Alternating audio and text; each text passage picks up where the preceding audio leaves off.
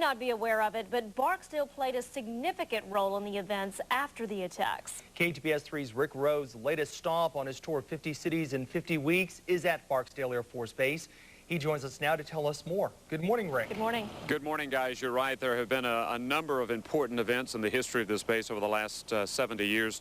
Bob Hope came here in 1943, Jimmy Stewart in the late 1950s. In fact, George Carlin, the comedian, was stationed at Barksdale back in the late 1950s. President Ford visited in the 1970s, but no visit or no day is more significant than that Tuesday 2 years ago, September 1st, 2001. Into the World Trade Center in an apparent terrorist attack on our country.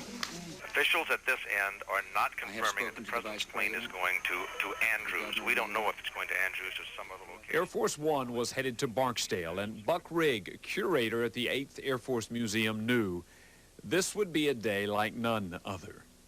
I knew of the historic potential behind it, just knowing history and the Pearl Harbor parallel and that type of thing. As we are boarding Air Force One.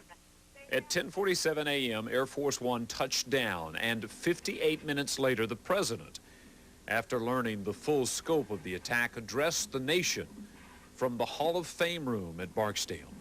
Freedom itself was attacked this morning by a faceless coward, and freedom will be defended.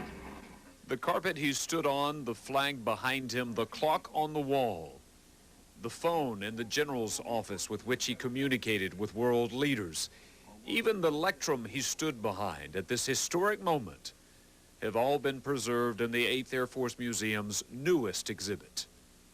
One of the prize relics, this lectrum, was almost lost when it was mistakenly sold to a small high school in Arkansas. When the error was discovered, the school agreed to return the lectrum, but with the premise that they would be able to use it for their graduation ceremony.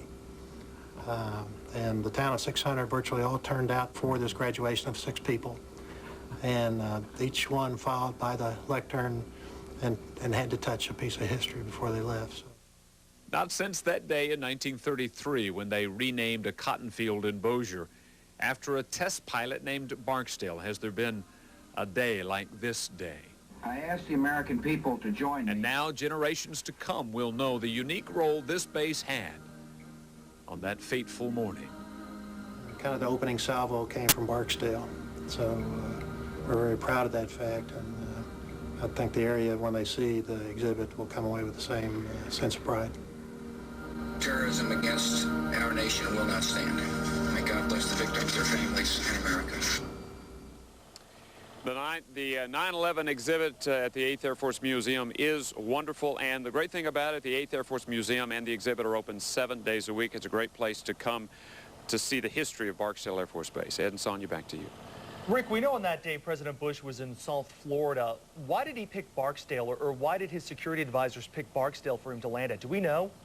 As I understand it, it was the closest base and the most secure, and I think it was security that they were thinking about primarily at that point.